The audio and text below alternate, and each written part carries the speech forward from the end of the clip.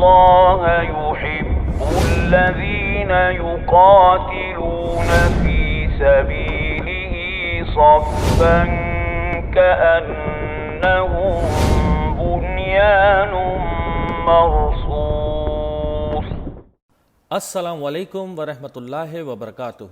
میں ہوں محمد ارشاد صدیقی اور آپ دیکھ رہے ہیں حقائق کی تلاش۔ ناظرین، ویڈیو شروع کرنے سے پہلے ہم اپنے نئے آنے والے دوستوں سے گزارش کرتے ہیں کہ چینل کو سبسکرائب کیجئے اور بیل آئیکن کو پریس کیجئے تاکہ ہماری ہر نئی آنے والی ویڈیو آپ تک بآسانی پہنچ سکے۔ سورج کا مغرب سے طلوع ہونا اور دعوت الارض کا خروج۔ ایک حدیث میں ہے کہ آفتاب کو ہر دن مشرق سے طلوع ہونے کا اذن ملتا ہے، ایک دن اسے مشرق کے بجائے مغرب کی جانب سے طلوع ہونے کا حکم ہوگا۔ حضرت ابو ہریرہ رضی اللہ تعالیٰ عنہ فرماتے ہیں کہ میں مسجد میں داخل ہوا، نبی کریم صلی اللہ علیہ وسلم تشریف فرما تھے۔ جب سورج غروب ہو گیا تو آپ صلی اللہ علیہ وسلم نے فرمایا، اے ابو ذر، کیا تم جانتے ہو یہ سورج کہاں جاتا ہے؟ حضرت ابو ذر رضی اللہ تعالیٰ عنہ فرماتے ہیں، میں نے کہا اللہ اور اس کا رسول زیادہ بہتر جانتا ہے۔ آپ صلی اللہ علیہ وسلم نے ارشاد فرمایا، یہ اللہ تعالیٰ کے پاس عرش کے نیچے جا کر سجدے کی اجازت مانگتا ہے، اسے اجازت مل جاتی ہے۔ ایک دن ایسا آئے گا کہ اس سے کہا جائے گا کہ جا وہیں واپس لوٹ جا جہاں سے آیا ہے، پس وہ مغرب سے طلوع ہو جائے گا۔ قیامت قائم نہیں ہوگی یہاں تک کہ سورج مغرب سے طلوع ہو جائے گا۔ جب وہ مغرب سے طلوع ہوگا تو لوگ سارے ایمان لے آئیں گے، لیکن اس وقت کسی کو ایمان لانا فائدہ نہ دے گا جو پہلے سے ایمان نہ لایا ہو یا اس نے اپنے ایمان میں نیک کام نہ کیے ہوں۔ نبی کریم صلی اللہ علیہ وسلم نے ایک دن اپنے صحابہ رضی اللہ تعالیٰ عنہ سے فرمایا، تم جانتے ہو کہ یہ سورج کہاں جاتا ہے؟ انہوں نے کہا کہ اللہ اور اس کے رسول صلی اللہ علیہ وسلم خوب جانتے ہیں۔ آپ صلی اللہ علیہ وسلم نے فرمایا، یہ چلتا رہتا ہے یہاں تک کہ اپنے ٹھہرنے کی جگہ پر عرش کے نیچے آتا ہے، وہاں سجدے میں گر جاتا ہے۔ اس سجدے کا مفہوم اللہ تعالیٰ ہی جانتا ہے، پھر اسی حال میں رہتا ہے یہاں تک کہ اس کو حکم ہوتا ہے کہ اٹھ جا اور جا جہاں سے آیا ہے، تو وہ لوٹ آتا ہے اور اپنے نکلنے کی جگہ سے نکلتا ہے، پھر چلتا رہتا ہے یہاں تک کہ اپنے ٹھہرنے کی جگہ پر عرش کے نیچے آتا ہے اور سجدہ کرتا ہے، پھر اسی حالت میں رہتا ہے یہاں تک کہ اس سے کہا جاتا ہے کہ اٹھ جا اور لوٹ جا جہاں سے آیا ہے، وہاں پھر اپنے نکلنے کی جگہ سے نکلتا ہے اور پھر اسی طرح چلتا ہے۔ ایک بار اسی طرح چلے گا اور لوگوں کو اس کی چال میں کوئی فرق محسوس نہ ہوگا،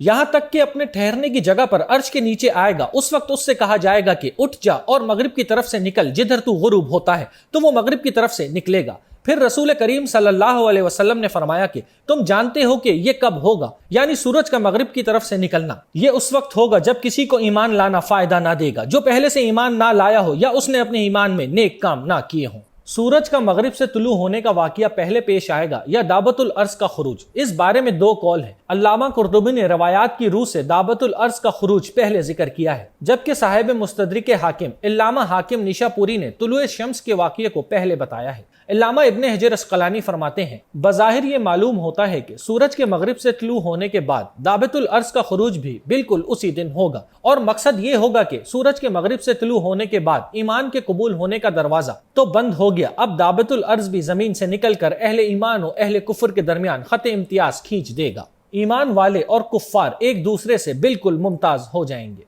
سورج کے مغرب سے طلوع ہونے کے بعد کسی کافر کا ایمان قبول اور کسی فاسق کی توبہ قبول نہیں ہوگی۔ ایک حدیث میں ہے کہ تین چیزیں جب ظہور پذیر ہو جائیں گی تو کسی کی نفس کو اس کا ایمان لانا فائدہ نہ دے گا جو اس سے پہلے ایمان نہ لایا ہو یا اس نے ایمان کی حالت میں کوئی نیکی نہ کی ہو۔ دعوت الارض کا خروج بھی قیامت کی بڑی علامتوں میں سے ہے اور ارشادات نبویہ میں بھی اس کو علامت کبریٰ میں شامل کیا گیا ہے۔ اس کا ذکر خود قرآن کریم میں موجود ہے، چنانچہ ارشاد ہے، اور جب آن پڑے گی ان پر بات، یعنی وعدہ قیامت کے پورا ہونے کا وقت قریب آنے لگے گا تو ہم نکالیں گے ان کے لیے ایک چوپایا زمین سے جو ان سے باتیں کرے گا کہ لوگ ہماری نشانیوں پر یقین نہیں لاتے تھے۔ اور ایک حدیث میں ہے کہ قیامت کی پہلی علامت جو لوگوں کے سامنے ظاہر ہوگی وہ آفتاب کا مغرب کی جانب سے طلوع ہونا اور چاشت کے وقت لوگوں کے سامنے دعوت الارض کا نکلنا ہے۔ ان میں سے جو پہلی ہو دوسری اس کے بعد متصل ہوگی۔ قیامت قائم نہیں ہوگی جب تک کہ 10 نشانیاں ظاہر نہ ہو: دھواں، دجال، دعوت الارض، مغرب سے سورج کا نکلنا، حضرت عیسیٰ علیہ السلام کا آسمان سے نازل ہونا،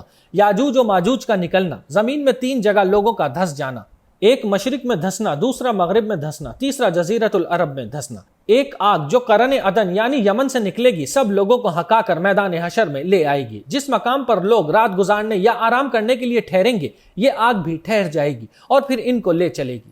ایک اور حدیث میں ہے کہ 6 چیزوں سے پہلے نیک اعمال کرنے میں جلدی کرو: دخان، دجال، دعوت الارض، مغرب سے آفتاب کا طلوع ہونا، عام فتنہ اور ہر شخص سے متعلق خاص فتنہ۔ دعوت الارض مکہ مکرمہ میں اجیاد کی پہاڑی سے نکلے گا۔ دعوت الارض ایام تشریق میں جب لوگ منا میں ہوں گے اجیاد کی پہاڑی سے نکلے گا۔ دعوت الارض مزدلفہ کی شب میں نکلے گا جب لوگ منا کی جانب جا رہے ہوں گے۔ صفا کے اندر ایک شگاف پڑ جائے گا اور اس سے دعوت الارض نکلے گا۔ احادیث سے معلوم ہوتا ہے کہ اس کا خروج 3 مرتبہ ہوگا، چنانچہ حدیث میں ہے نبی کریم صلی اللہ علیہ وسلم نے دعوت الارض کا ذکر کرتے ہوئے فرمایا دعویٰ 3 مرتبہ ظاہر ہوگا، پہلی بار دیہات میں ظاہر ہوگا اور مکہ مکرمہ میں اس کا تذکرہ بالکل نہ ہوگا، اس کے بعد وہ عرصہ دراز تک ظاہر نہ ہوگا، دوبارہ پھر نکلے گا تو اس کا تذکرہ دیہات میں بھی ہوگا اور مکہ مکرمہ میں بھی ہوگا۔ تیسری بار نکلنے کے بارے میں رسول کریم صلی اللہ علیہ وسلم نے فرمایا پھر ایک مسجد حرام میں جو حرمت کے اعتبار سے اللہ تعالیٰ کے نزدیک بڑی مسجد ہے اور سب سے زیادہ محترم ہے، لوگ موجود ہوں گے کہ اچانک دعوت الارض ظاہر ہو جائے گا جو حجر اسود اور مقام ابراہیم کے درمیان آواز نکالتا ہوا اور سر سے مٹی جھاڑتا ہوا ظاہر ہوگا۔ لوگ اس کے اچانک نکلنے سے خوف زدہ اور منتشر ہو جائیں گے، بہت سے لوگ اس کی وجہ سے دور بھاگ جائیں گے۔ مومنین کی ایک جماعت ثابت قدم رہے گی، یہ مومن بندے یہ سمجھ کر اپنی جگہ جمے رہیں گے کہ وہ اللہ تعالیٰ کو عاجز نہیں کر سکتے، لہٰذا بھاگنے سے کوئی فائدہ نہیں۔ یہ جانور مومن بندے کے چہروں کو چمکا دے گا، گویا کہ ایک چمکدار ستارے کی طرح ہو جائیں گے، اور پھر وہاں سے پشت پھیر کر چلا جائے گا اور اس تیزی سے زمین میں گھومے پھرے گا کہ کوئی پکڑنے کا ارادہ کرنے والا بھی اس کو پکڑ نہیں سکے گا